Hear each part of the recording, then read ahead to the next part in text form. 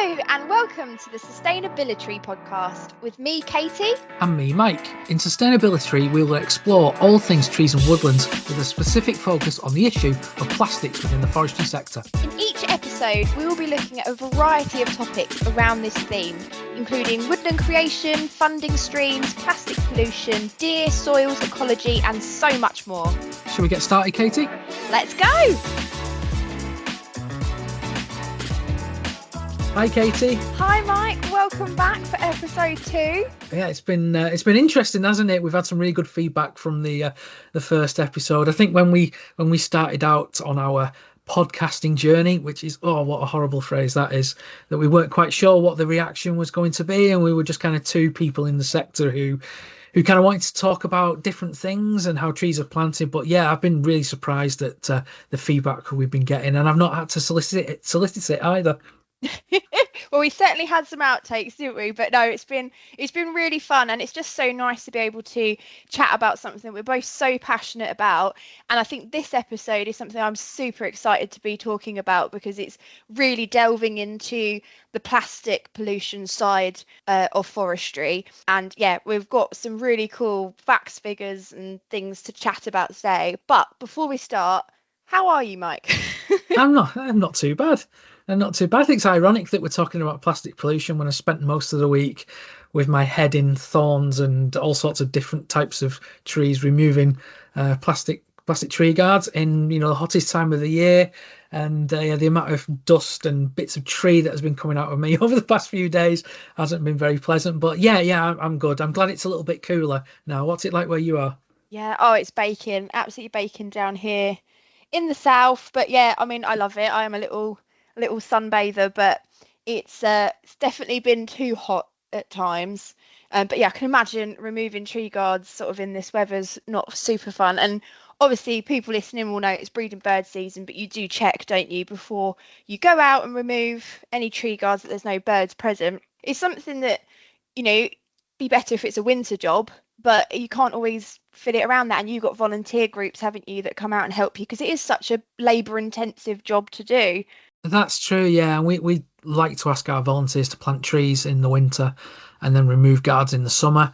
We make sure that we try to do it at the back end of the kind of, especially breeding waders season as well. We try and leave it as late as possible. So most of the curlews in the dales and around there have now kind of fledged and are kind of disappearing, and that's why you're seeing quite a lot of kind of silage cutting across the countryside in the national park at the moment. So yeah, we do, and we make sure we work with landowners as well to ensure that there's nothing untoward. Now, that's not saying we don't get stuff that's untowards, and our volunteers have a really good job of finding ants' nests in tubes. And, they love them, don't they? and vole nests and mice and things like that. But yeah, it's really satisfying thing to do, and volunteers love doing it as well. Yeah, no eye has been poked out, because I remember doing it with volunteers, and I was like, everyone, you have to wear goggles, because if you're wading through the blackthorn, someone's going to poke their eye out. It's quite, you get scratched to bits. It can be quite, a dangerous job, I'd say. Yeah, it's full on. And the amount of volunteers that I work with who come out in shorts is oh no. Yeah, but I mean, we're working with adults here, so you can't really say, right, you have to go back and put some trousers on. So yeah, but no, we're enjoying it, and we've probably got another 6 weeks or so of collecting to do before we turn our attention to winter and get some trees in the ground. Well, the year is absolutely flying by. That is certainly true. So Casey, what are we talking about in this episode? So today, as I pulled out of my magic hat last time, we're going to be talking about plastic pollution in forestry. Have a bit of a discussion about why it's a problem in the first place, how we use plastic in the forestry industry, and just delve into some facts and figures like I mentioned earlier, and really try and explore this. Then we can build a bit of a premise for future episodes as well. Brilliant. Well, that sounds interesting. But can I ask you a question early doors? And I wasn't going to bring this up until a little bit later on. But one of the questions we were asked by One of the questions we were asked by, I've got two questions to pose to you, and this is the first one. And I think, as you've Okay. mentioned the magic hat, I've had a correspondence with a listener who claims that the magic hat is a figure of our imagination, and that all the next 10, 20, 50 podcasts that we're going to do have already been mapped out. So can you confirm or deny that there is an actual hat involved in selecting our subjects? I can confirm that there is a multitude of hats. There's a variety of different hats. I think the one that I pulled it out last time that there. I mean, I've got some Mickey Mouse ears up there that, you know, I class as a hat, but I don't really think I can put some bits of paper in there. But I have got various different hats. I'm going to do a baseball hat today. I'm happy to take pictures and produce evidence of this, and you can put it on the comments section to prove there is a variety of hats involved in this. We may well do that. We'll debunk the hat myth. I thought, actually, of all the questions we would be asked about tree planting, I did not expect to be asked is there a hat involved. But hey ho, we'll get on with the episode subject. So yeah, we're talking about plastic pollution in forestry, and I guess why it is a problem and what the sector is doing about it. So I know we were talking before we came on air about the kind of various stats and figures that are kicking around about plastic use in the sector. But I don't know if you want to give us a bit of an opener on, you know, we're not just talking about plastic tree guards here, are we, when it comes to plastic in forestry? Oh no, I mean there is so many different things that we use for tree planting and woodland management that include plastic. So, you know, you've got the bags which the trees come in, the ties on the trees, obviously shelters, which we talk about, but other protection like fencing. There's plastic fencing that you can use, PPE that you need to use to do it, signage for woodlands. You've got like the suppressant sheeting for weeds, various other sheeting, packaging as well, which all these different things come in. There is a lot of plastic actually associated with tree planting and forestry that, you know, as with all other sectors, you know, has this as well.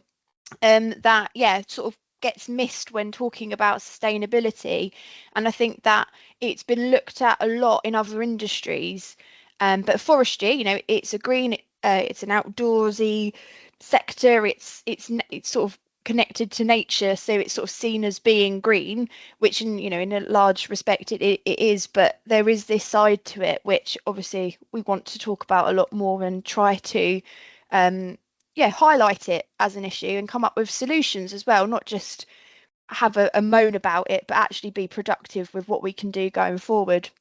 No, that sounds good. And as you say, you know, most organisations and sectors are looking to reduce their plastic use, reduce their kind of carbon footprints as we move towards, you know, this ubiquitous goal of 2050, you know, net zero, which, let's be honest, should be a lot earlier than that.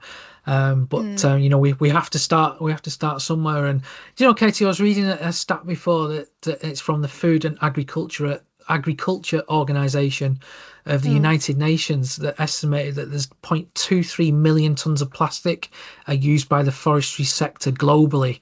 And no, it's kind of a really difficult figure to get my head around, because you're talking about 0.23 million tons, which I guess is quite a lot of kilograms of plastic. How many elephants is that, do you reckon? Exactly. How many elephants? Exactly. Whenever I think of tons, I think of elephants. Exactly. And you know, that is obviously dwarfed in comparison to, you know, the amount of plastic that's used in agriculture as a whole. But that's kind of the way it is, isn't it? You know, it's very difficult to estimate and compare the sector as a whole compared to what happens in other sectors. And you've mentioned there kind of bags and shelters and trays and things like that. But I guess the obvious one that we should talk about is probably plastic tree shelters, because it's a visible issue. You know, they are used on pretty much, you know, most of the countries, and I'm focusing on England there, most of the countries' planting schemes. So obviously, Mike, plastic hasn't been around forever. It's, you know, a relatively new material, you know, that we've used in human history. So in terms of tree shelters, focusing on that, because that's obviously the one that most people see when they're out and about, and it's probably, I'd argue, one of the most largely used plastics in forestry, that type of plastic. What is the origin of the tree shelter? How did it come about? Because obviously, you know, we've grown trees, you know, harvested trees and things for thousands of years as human beings, but obviously, why has that the need for a tree shelter sort of come into existence? Yeah, it's quite an interesting story, and it was all down to an experiment some 45 years ago.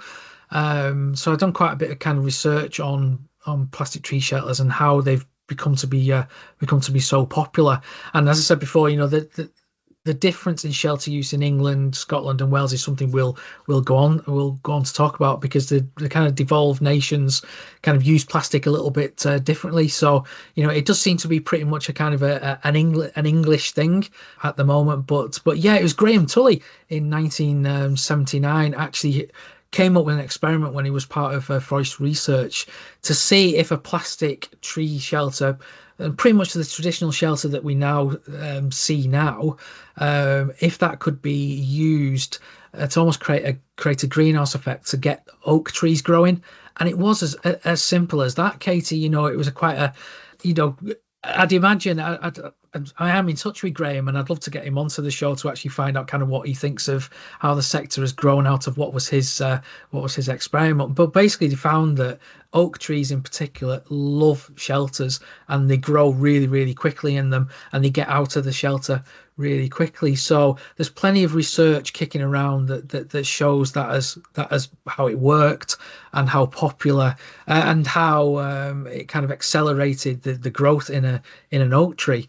And what's happened from there is effectively that experiment was gifted to the forestry sector round about kind of the mid 80s, and we are where we are now. You know, they have become the kind of ubiquitous solution for tree planting. And I think, and we'll ask Graham if we can get him on, I think probably quite a distance away from what that original experiment was trying to show. You know, we use tree shelter on pretty much every type of tree in every type of woodland scheme at the moment, which is completely away from what the original experiment was.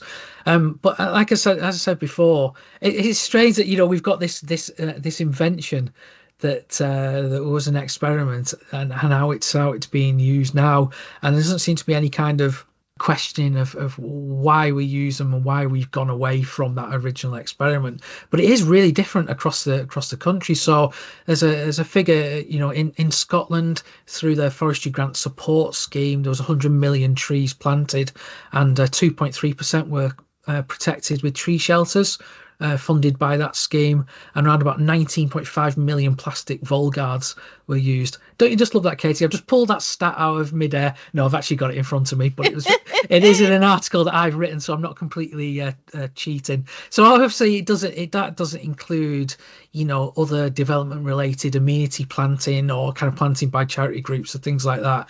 And that stat has come from Forestry and Land Scotland. And then in Wales, Natural Resources Wales, they don't support the use of tree shelters at all, and that is along their Welsh Government single-use plastic products bill. So they look at kind of alternative tree shelters and guards as a last resort, and they kind of manage, I guess, their browsing pressure a lot better than we do in England. But as I say, in England, and I know you're going to throw some stats around in a minute, you know, it's really complicated with how much plastic we are putting out into the and I say we, as we're both involved in the forestry sector. It's really kind of complicated picture, and you know, we're still trying to get a decent picture of what's happening out there. Katie, I probably need to ask, you know, we've just been talking about, you know, how the plastic tree shelter's origin story, you know, perhaps that's a Marvel one for the future. Be quite a boring one, I would have thought, but I guess it'd probably be quite useful to explain why we why we use shelters, why we don't use shelters in particular places. But yeah, why do we still use the traditional tree shelter? Yeah, it's really interesting what you said there, like, yeah, to know the origin of why something came around. And obviously, like, the focus on that is good forestry. You were saying about oaks, they grow fantastically well in tubes. You get a really good oak tree there, which is a great quality, timber. The way that we plant trees now, there's a lot of variety of reasons. We're doing a lot for carbon capturing. We're doing a lot for biodiversity planting. There's lots of different types of planting now which require different things. And the main use for tree shelters again is to promote growth, encourage really straight, strong stems for good timber, which is important. We need to have a good timber industry in this country as well. I'd say that the main reason for me down in the south here, of why we use them is because obviously we're predominantly broadleaf planting, a lot happening for biodiversity and carbon. It's for protection against browsing animals, predominantly deer and hares. Obviously there's voles and things as well, which we can use vole guards, but the traditional guards protect against deer damage. And we have large amounts of fallow, muntjac, Chinese water deer down where I am, which causes huge amount of damage to trees, and obviously killing them off, just eating them, which again, we can chat about as one of our episode topics that I can pull out of my magic hat, for us to talk about as well, like, that issue. So that's one of the biggest reasons that we use them here. I can imagine it's probably the same for you up in the Dales as well, Mike. But obviously there is certain tree species that don't do so well. Like you said, it creates a greenhouse effect and it gets very hot. A lot of fungus and things can grow in there. Some trees don't deal well with that. So it is quite species specific. So that's where you need to look at what you're planting. And I think that nowadays tree shelters have also sort of been used as a way of managing a site, so you can identify where the trees are as well, so you can mow around them or spray or whatever you need to do. Whereas if you've just got trees in the ground, you can lose them in long grass and things. But also there is a social perception, like a public perception of tree shelters. I think that's slightly turning now, where people are seeing them being left out and sort of associating them with plastic pollution. But people see tree planting being done. If like a local council or a local volunteer group did some planting, if they just put the trees in the ground and maybe a fence around it, people might not necessarily know what's been done there. But when there's tree shelters on the trees, you can clearly see that a tree planting project's been done, which can then add to the public perception of what's been happening. So there's lots of reasons, why we use them, but it's a changing world, and it would be really interesting to, like you say, get Graham on the show and chat to him about what sort of his aspirations were when he created them and how things are changing now, because like I said, the main reason we use them here is deer. Obviously there's better ways of managing that than just putting tree shelters on. You've got the carbon footprint of the tree shelters themselves, you've got the risk of them being left out, fragmenting, as they degrade in the UV and things like that, being left out indefinitely and becoming plastic pollution. You've got all of these sort of risks that come with it. But it's interesting, you reminded me of a story that I heard about when people create things, sort of the intentions behind it. And obviously Graham's intention at the time was for forestry, to create really good trees, and that was met. And it reminds me of, and I've got to try and read his name now. So it's in the 1950s, and it was the guy called, what's his name, Sten Gustaf Thulin. Apologies if I've said that wrong. I'm awful at reading, but he's Swedish, and he was really unhappy with the amount of deforestation that was happening to produce paper bags. When people go to the shops, people go to get groceries, and he was, thinking that was a problem. So he created a more conventional, durable bag made out of plastic. So thinking that obviously at the time they didn't know any of the effects of plastic on the environment or anything. It was just fantastic material, and he, did that thinking that he was benefiting trees by them not having to be cut down so much to make plastic bags, paper bags, sorry. So that's how sort of plastic bags came into existence. But then obviously now we know the impacts that plastic bags can have on the environment. And we've done sort of a 360 with that, trying to go to reusable stuff. So I wonder if tree shelters are sort of going down a similar road of, if they're not managed properly, they do just become problematic. So, but yeah, I just thought that was really interesting how sort of the intentions behind something at the beginning can change throughout time. And I'm sort of seeing that happening over the last few decades with tree shelters. Yeah, absolutely. I think I was told, and I think you've just alluded to it there, that I was told that seeing a plastic tree shelter out on site was a sign of progress, because it was a sign that a broadleaf tree had been planted. And I think with the groups I work with, when we've done kind of bare root planting without guards, you kind of step back and look at what you planted, and you can't see 1,000 trees. But obviously, if you've got 1,000 tree guards there, you can see it straight away. And I know that some of the volunteers kind of go, "Oh well, we've not done a lot this week."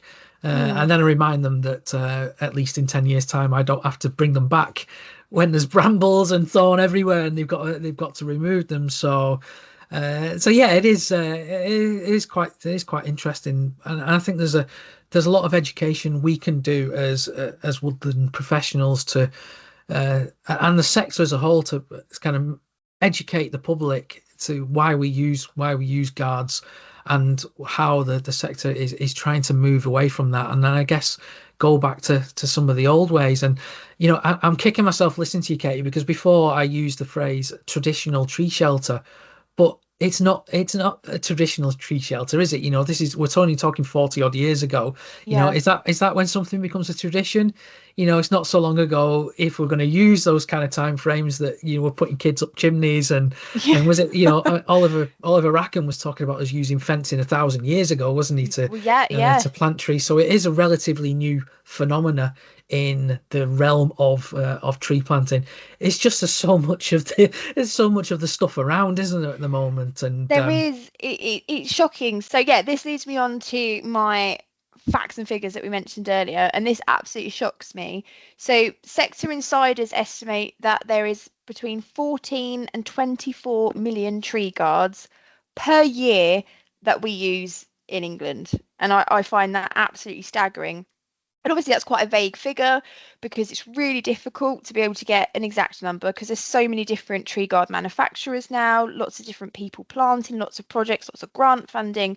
So it's hard to get that exact amount. But this is just for your standard guards. This doesn't include spirals either, which we also know millions of them are used each year for hedgerows and things. So yeah, it baffles me. It's a huge amount of plastic, isn't it, Mike?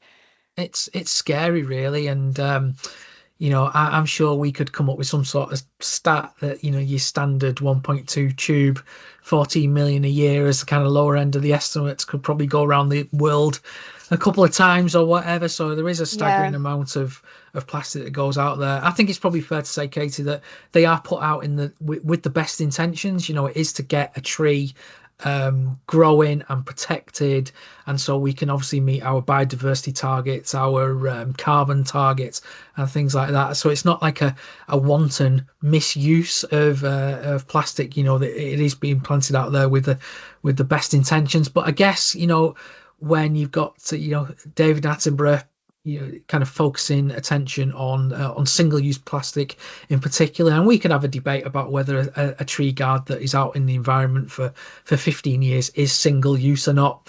I think that's quite perhaps alternative manufacturers might use that as a way of promoting their alternative guards. I can't see something that's out there for 15 years being classed as single-use.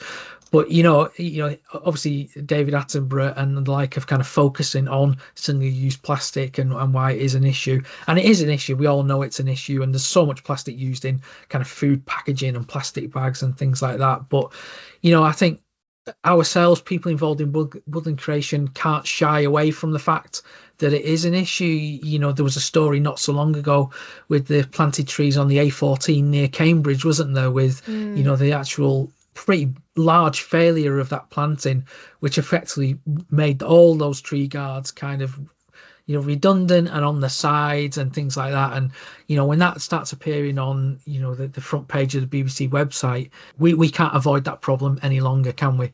No, exactly. And this is where it comes back to intentions. I think, you know, the intention, you put it out there, it's for the right reasons. You're trying to protect that tree. You're trying to make it grow, protect it from damage, you know, you're doing something brilliant. You're planting a tree or you're creating a woodland. I think it's not necessarily the amount we put out, it's the amount that's being left out that's the problem. Because if you put it out, you're responsible, you bring it in when it's redundant and you recycle it or reuse it, or, you know, you've taken it out and it's not going to be back out in the environment again, then that's sort of more of a, you know, a circular economy there. Whereas it's when they're left out in the environment, especially historically as well, which is the legacy side of stuff, which you'll hear us say the word legacy a lot, and that's what we mean by stuff from, you know, 40 years ago, 30 years ago, 20 years ago, stuff that we're still collecting in now. That's the problem, and that is where it then does become plastic pollution. In my definition, it is at that point, because there's no plan to bring it in. So yeah, that's the problem, isn't it? I think it's having that, whether, you know, we continue to use this product but in a responsible way, and it hasn't been used in a responsible way. And that's what I think would be really interesting to talk to Graham about as well, his sort of views on that. Absolutely, and we all know that as soon as a piece of plastic goes out into the environment, it effectively starts to break down. You know, that's what they do, and you know, and some products going back years and years ago were actually designed to break down as well. You know, as soon as they were there, they were designed to break down, and that there wasn't a conversation around microplastics or anything like that. But what I'm finding in some of the sites that I'm on, that I'm working on, is usually around about 7 or 8 years. I mean, it depends on the exposure of the site and, you know, kind of the you know, how much sun it's getting and things like that. But the guards do start to, you know, firstly they start to lose the color, and then they do start to break down ever so slightly. I mean, they're not going to break down for 400, 500, 600 years, are they? Let's be honest. In you know, because they are plastic, and we know, you know, the stats around how long it takes a drinks bottle to degrade in the natural environment and things like that. But obviously, in the uplands in particular, once they start to break down, you know, that plastic finds its way into the rivers, into the becks, and then that goes into the rivers. And at the end of the day, we end up ingesting that, you know, if we eat fish and in water. And, you know, there's plenty of studies out there about kind of microplastics being found in Mount Everest and places like that, and, you know, the bottom of the Mariana Trench. And, you know, so we need to come up with a solution where we can get these guards off site when they've kind of come to the end of their use, before they significantly, you know, before they degrade and end up becoming, you know, a real contributor to plastic pollution. Yeah, and it's so interesting. So you mentioned obviously microplastics and words like that. So that's been, you know, thrown around a lot when talking about plastic pollution. So microplastics are plastics that are under 5 millimeters, and then anything over that we class as macroplastics. So when a tree guard you put a tree guard out into the environment, it will it's a macroplastic, it's whole. And then there is, you know, environmental issues that can come along with that. So if you know, watch David Attenborough and you see bits of litter around. So once a bottle, you know, is whole or something, if it's got the cap open, animals can crawl in it and get stuck and things like that. So that's like an environmental problem from a macroplastic. And then as it starts to break down, it creates other problems. And it's quite similar with tree tubes. I mean, I've had a few examples that I've seen. So obviously there is the animals utilizing it. So like what you said, Mike, when you go out with volunteers, voles and things like that, it's lovely and warm in there. They'll use it as nests. Ants absolutely love it in there. They build sky rises in it. It's fantastic if you see them, but I can't imagine, I don't know if it's good for the tree having all them ants up it, but they utilize it. But then there's other instances. I did some tree guard removal with some volunteers a few years ago, and they were the massive 1.2, not massive, but like big guards on the tree, and a bat had obviously flown in there, but where the inside of the guard is completely smooth, and the tree was tiny in there, so it couldn't get out the top. It couldn't crawl out, and they need sort of that to get their thumbs on it to crawl themselves out, and it couldn't, so it had died in there. So that would be an example of animals getting trapped or entangled or things like that in macroplastics. And then as the processes, like you say, happen, it gets degraded by UV, or it goes into a water source, and then it goes under a whole other process of breaking down because it's then in water. They can create other things, and one of the biggest things for that is ingestion. So it can go into smaller animals, which then go up the food chain. And I had a really, really interesting site visit to a deer larder, where we were learning how they process the deer carcasses that they do, and then it goes into the human food chain. And I asked them, obviously, once they're doing all the bits that they need to do they find a lot of plastic in the stomachs of the deer?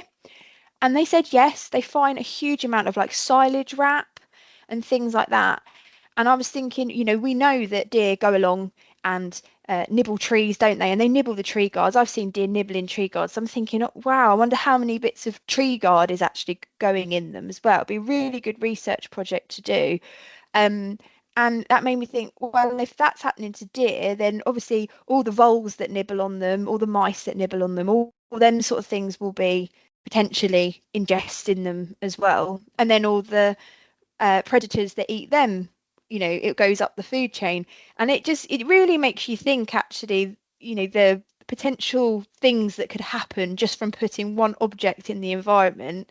It's quite baffling, but yeah, and that is the consequence of leaving things out for long periods of time, and the things that can happen. But obviously there's not a lot of research behind it. There isn't a lot of papers focusing on mammals ingesting it, or specifically tree guard polymers on soils and how that works with invertebrates.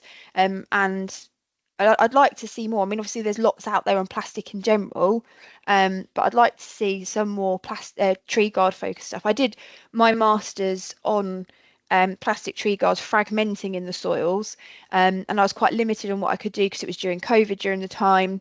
But the fragments, that I did find, because I did standard tubes and I did PVC spirals. Obviously the spirals fragment like mad. They just have to get bent a little bit, and they break into a million pieces.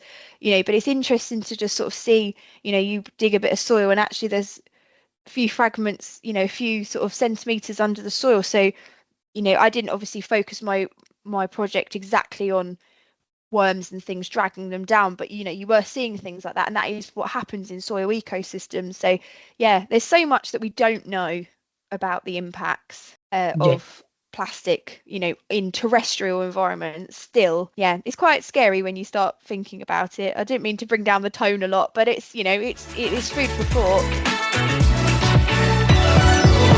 I've got a question for you though. I mean, obviously, I was going to lead into the next section by saying, what can be done about it, and we'll all split off into small groups in a minute and discuss how to sort this issue out. But one of the questions I need to ask is that obviously the public purse has funded quite a lot of woodland creation over a number of years, and as part of that, specifically, or probably pre-2014, it was pretty much a guard had to be used with every tree that was planted.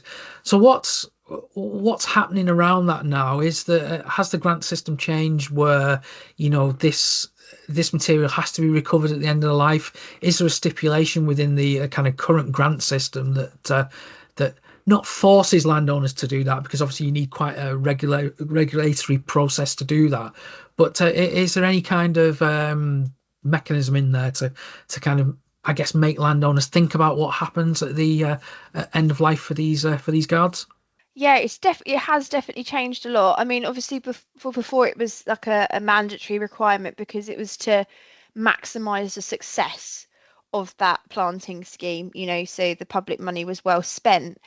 Obviously now there's a variety of different options alongside tree shelters that people can do, and that's encouraged to, maximize the success of it. So, fencing, deer management, trico, which is the spray deer repellent that you can put on trees. Lots of different things, and we can talk about them in more detail again, when we talk about it in other episodes. But currently, across the variety of different grant schemes that are out there, it is, a general grant funding requirement that tree protection is removed at the end of use. It does say that when you read through a lot of these different grants, it does say for them to be removed at the end of use in whatever wording they say that.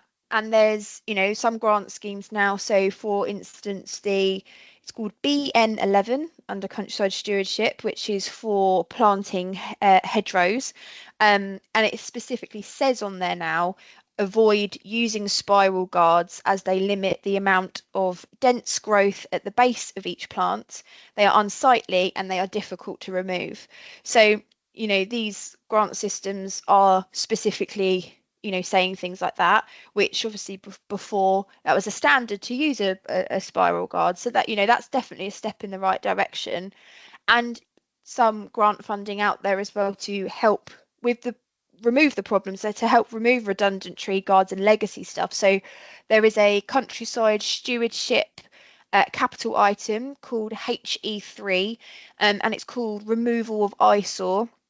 So this can be used for removing redundant tree shelters off of land as well. It has to be justified and discussed with the relevant organisations. But so there is things out there that can be used to help with that as well, because like we've said, it is a time-consuming process to remove them, which then has a cost to it, not only for the labour. Obviously you're very lucky you've had volunteers that have been doing that, but there's the labour of removing them, but there's also the cost of disposing of them. And if you're going to do that responsibly, obviously that's recycling, but then there's the landfill option and things like that. And I know, Mike, you said that you've had encounters like it before, but I have, where people have taken off redundant guards and they've burnt them in big piles, which we know burning plastics not great, and obviously people have buried them as well. We dug a big hole, buried them in the ground and filled it back in, which is not great. So it's good to encourage the removal of the redundant ones, but then obviously we do need to have ways of supporting people to do that, because it is a cost. But I think within the current grants as well, there is the funding within them that is sort of a requirement. People can use that to remove them at a later date as well, so that there's the money there to help deal with the problem. It's just projecting that into 7 to 10 years in the future when them guards would need to come off. Yeah, Katie, I think it's really interesting with how the grant system has moved to push people, push landowners, push woodland creators towards having a management plan, a waste management plan. And I think that's really important. And I know that the new UK Forestry Standard 2024, which it's live now, but its official guidance starts in October this year, actually does say that at the end of life, all guards need to be brought in, and that also includes alternatives as well. So when they've, I guess, served their purpose, which for us would be, the tree has reached the width, the diameter we want it to, which is usually the size of a Coke can. That's when the other drinks providers are available. When it's reached that size, that then the guard has to kind of be removed and taken away.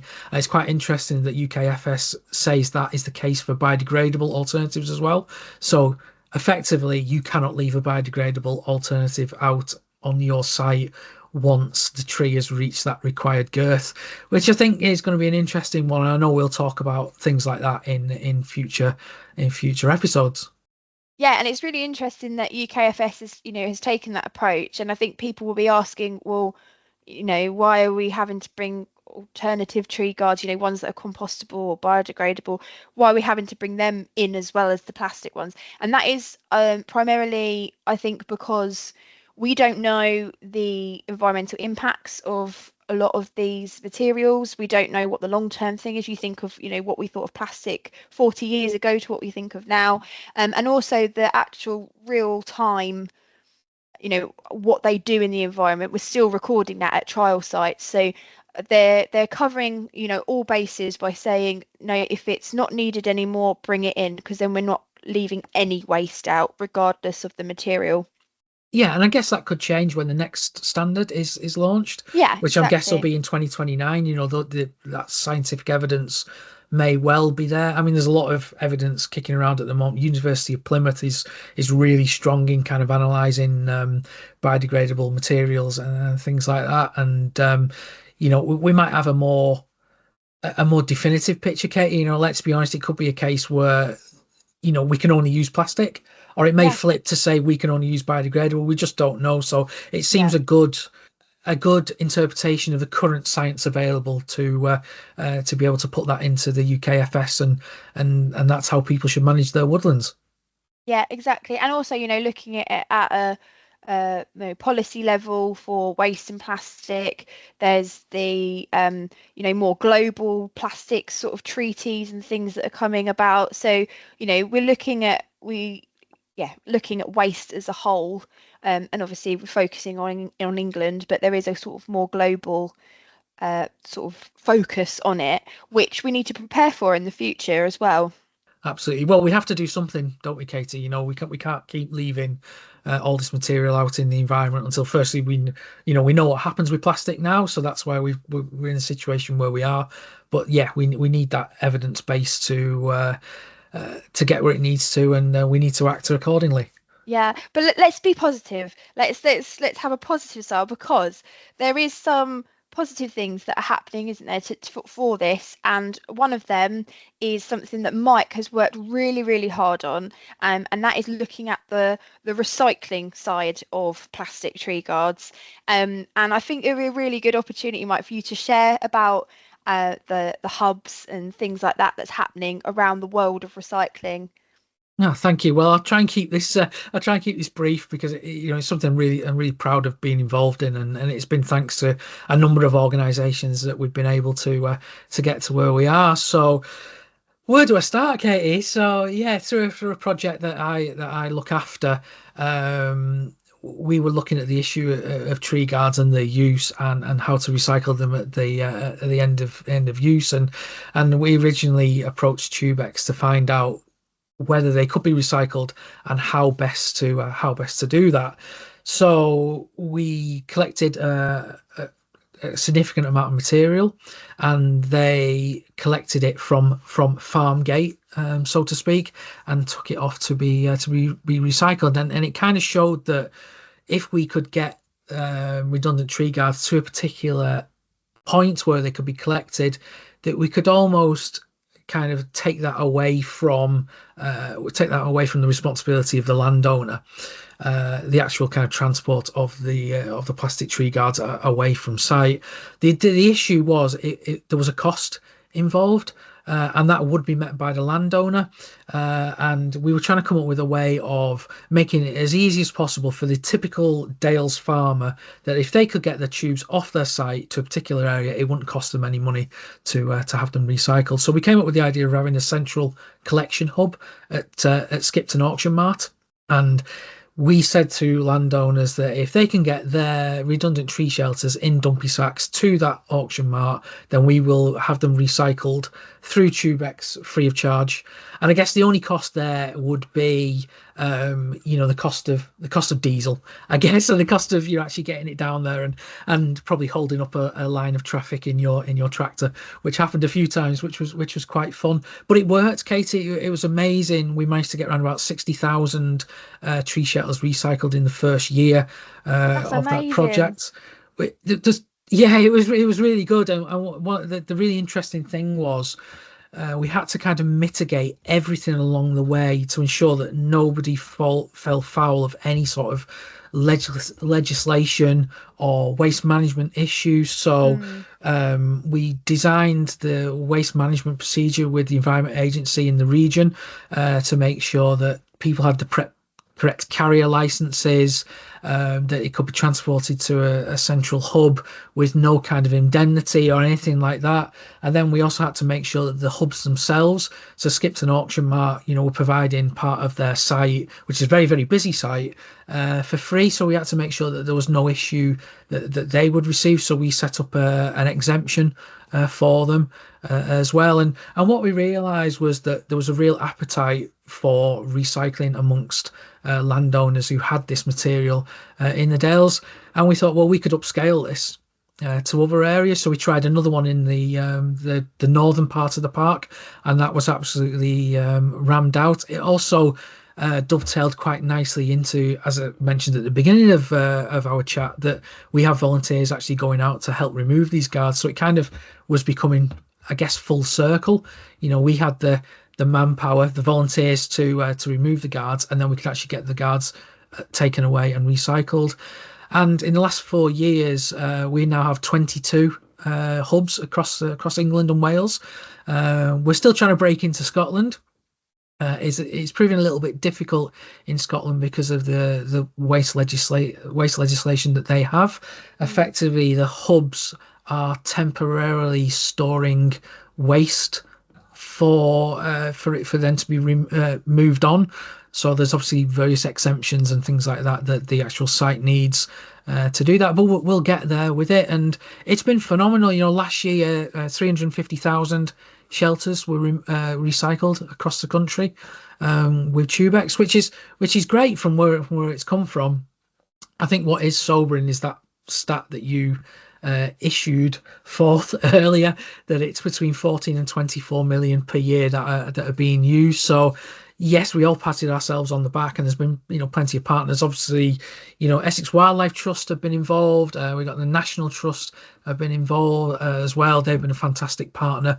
Obviously, Tubex have been a fantastic partner in this as well. But we're still putting so many tubes out that it is a little bit sobering that we're only just, I guess, scratching at the surface. But yeah, it's gone really well, Katie. We have proven that these guards can be taken from site, recycled. They're then recycled into a new tree guard, and therefore you're hitting that circular economy as well. The guards aren't going off to some obscure part of the world to be recycled. They're being recycled here and being manufactured into a new tree tube. So that is a kind of a real circular economy. Obviously, the issue is we shouldn't be using as many of these guards anyway, and then that would make my life a lot easier in 15 years' time when I'm trying to remove 14 million guards from the environment. But yeah, it's been phenomenal, and just thanks to everybody that's enabled this to happen. But we're not resting on our laurels and all those horrible cliches. We've got to upscale this massively. That is fabulous, and it's just. Yeah, it's. I know how much hard work it's been for you, and the different individuals and organisations involved with it, and it is something that is such an asset. And yeah, if we can get it more widespread and make it more accessible to as many people, it's just a game changer, isn't it? With raising awareness around the issue, but giving people a place to be able to take them, and then it contributing to that circular economy. It's fabulous. But one of the things I think, leading on from what you said there, is you've in a few years' time, you've got to be bringing in all these tree guards that that you've done within your job, that you've used, had to use because of the environmental circumstances, but you will bring them back in again. But how do we know how much is out there? Because obviously lots have been done by grant schemes, lots has been done by private planting. We've got the estimates of how much is out there per year, but how much is out there now currently? And that is something, isn't it, Mike, that we've tried to get on top of. Yeah, it certainly is, and again, this is a project that you've been involved in, Katie. We are slapping ourselves on the back out here, aren't we? But yeah, but Katie is has been working on. Well, I'm going to let you explain it, Katie. But you've been working on it. We mentioned it in our last episode of the Plot That Plastic project, and that is now live. And I did a little look before, Katie, and it's like over 1 million shelters that have been mapped as part of that. But I'll let you explain what Plot That Plastic is and how all our listeners can help. Thank you. Yeah, it's my baby. It's been a really interesting idea that's sort of grown over the years. It started from back when I was at university. I was doing a GIS, which is like, mapping module, and my partner was helping me map some hedgerows, and I was doing a lot of work around plastics and tree guards at the time, and he just said, wouldn't it be good if we could do this, but just to map where the tree guards are? And I was like, that is a really good idea. That would be so handy. And then as the years have gone on, obviously I've been involved with the forestry sector, a lot more different organisations, the Forest Plastics Working Group, and this idea has just sort of come into existence where it's like, yes, we can try and come up with something just to get a rough understanding of how much of this stuff is out there. So then we could work with, yourself and Tubex and all these organisations to get hubs put in the right places where there is large amounts of tree shelters, but also provide support to landowners and organisations. So if people can see that there's a bunch of tree guards there, then a local charity or volunteer group could potentially go and help them remove them. But the thing that we were missing is that data set. I was really happy to be able to have the opportunity to then actually be able to create the app, and that is the whole goal of the app, is to create a data set of where plastic tree guards are. And the way that we're doing that is we are asking people, so anybody, it's a citizen science project, so that could be you going for a walk in the woods with your dogs, or walking down the road and you see some planting, to a forester who manages woodlands as their job, to just plot on the map where them plastic tree guards are.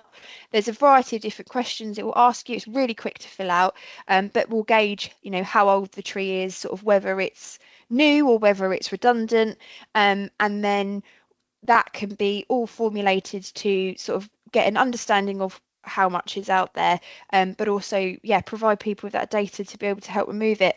And it is for all new planting and old planting. And then we are, obviously, as with all apps, we're looking at making some additions to it. So we're going to add in a bit to it, so people, once they've removed it, it will then gets removed off the map. It's logged as was there, but it's been removed. So people who do planting projects can map their own projects on there, can say, yep, we've put 50,000 tree guards out for this woodland, and then they can say, we estimate we're going to remove them in 2035, for example, and then when they actually do it, they can go back on there and log it. So it will just help us get that data set, which then we can make better decisions as well. So that's the whole goal behind the app, but it is in existence, and we'll put the link to it in the show notes, can't we, Mike? And Mike said we've got over 1 million tree guards mapped thus far, and that's not a lot of submissions. I think it's just over 50 submissions. So you think if more people use it and we get more submissions in, it will be quite a shocking amount, but also it will just be at least contributing towards a solution towards it. So anyone listening, I'd be super grateful if you could give it a go. Any feedback and everything's welcome. Again, like I say, it's going to be a changing progress as we go along, but I think that it's just it's making it a talking point for people and just highlighting the issue across the industry, but also with the general public, helping them understand why we need protection in the first place. And it's not a name and shame thing at all. It's actually more of a tool to help people that do use shelters and need to use shelters be able to deal with it in a sustainable way. Brilliant. And as you say, we'll put the details to both the plastic free woodlands recycling project and also this project in the show notes, but you can go to forestplasticsworkinggroup.co.uk and you can get the links there. Katie, I know that I think last time we spoke, you delivered a bit of a multiple choice question for me. So I think it's time that I return the favour with Yes, I love a game. probably not the most exciting questions ever. You know, it's very difficult to find questions based around plastic because it's inherently dull, I guess, isn't it? You know, it's not something you're going to be talking about down a local pub. You know, did you know this plastic fact? But I've got kind of two questions to ask, so you can either pick A or B, and then I'll ask you a question. Okay, So, I'm excited. I love a game. Right, okay. so would you like question 1 or question 2, I guess, or question A or question B? Oh, A. Okay, well, it kind of goes back to single-use plastics. So I told you it's not the most exciting, but so of all the plastics that are produced in the world each year, how much of it is categorized as single-use? Now, there's obviously caveats on this. You know, there's not one researcher looking at every single bit of plastic that the world has produced in a year and saying, oh, I think that's single use. I don't know what sort of accent I was trying to do there, but it wasn't a good one. So is it A, 30%, B, 40%, or C, 55%? Single use. Yeah. Oh, just trying to think of like non-single use plastics. There is quite a lot, isn't it? 'Cause there's plastics in all sorts of things we have around the home. I'm going to go for, but it's globally. Oh, I don't know. I feel like I want to go for 55% just because, but then was it 40%?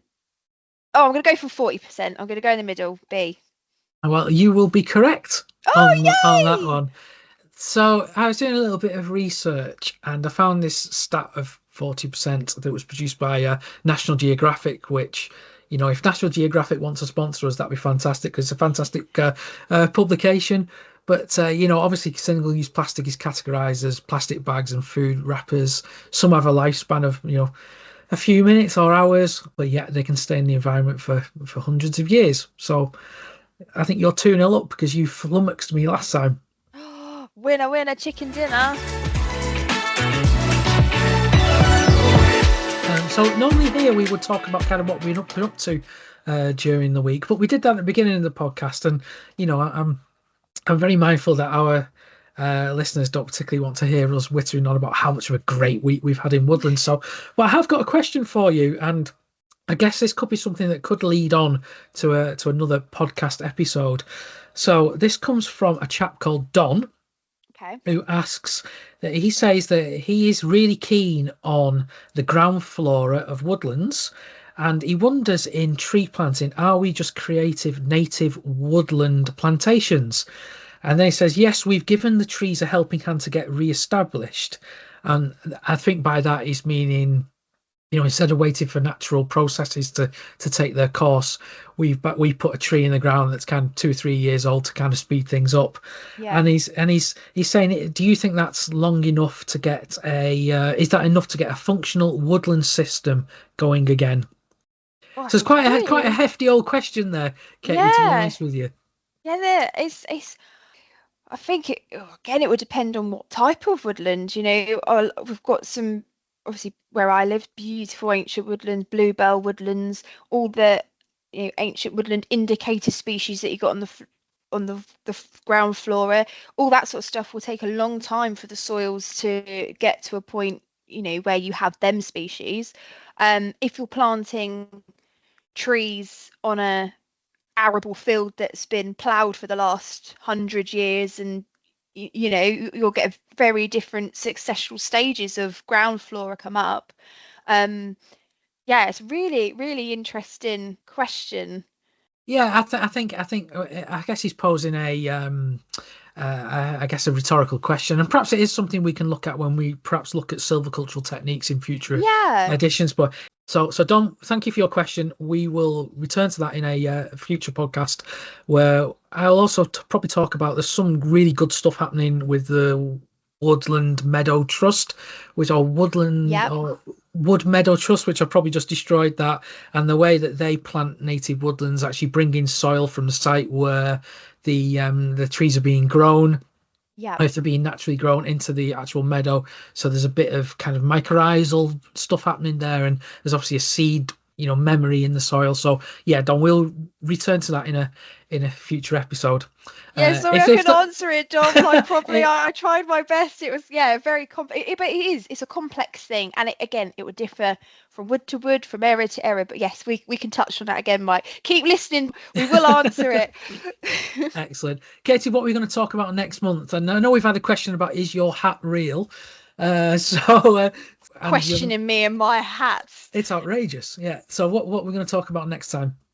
I haven't actually got the hat. Bear with me. I will be back. Hold on. I have returned. I have paper in my hat. Don't know why I keep saying half. Speaking Old English.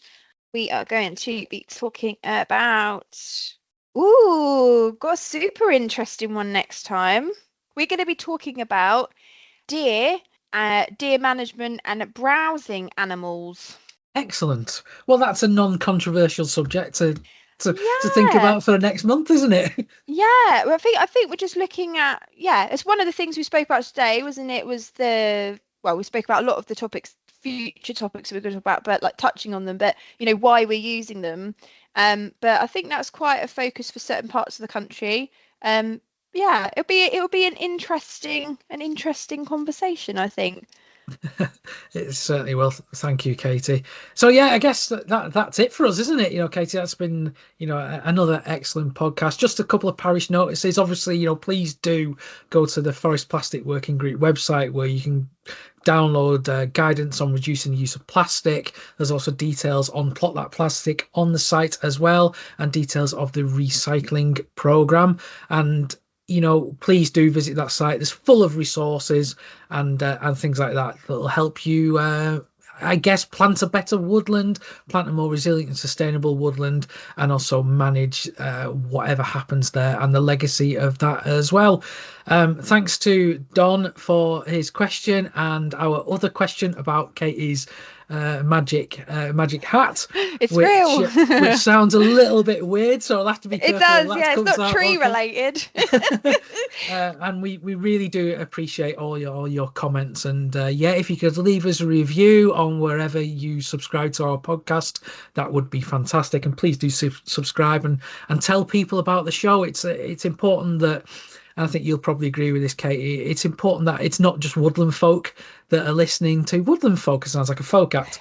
It's important that we're trying to kind of impart what little knowledge I have, in my case anyway, onto people about how woodlands are planted and what happens there, and how the sector is looking at the plastic problem. So as far and wide as you can spread the message that we're trying to do this on the podcast would be really appreciated. Yeah, it's for everybody. So please get involved and ask more questions. I like the questions. It puts me on the spot. It's and ask some for Mike as well. So thank you, everybody. We hope you enjoy the episode, and we'll see you next time. Thanks, guys. Bye.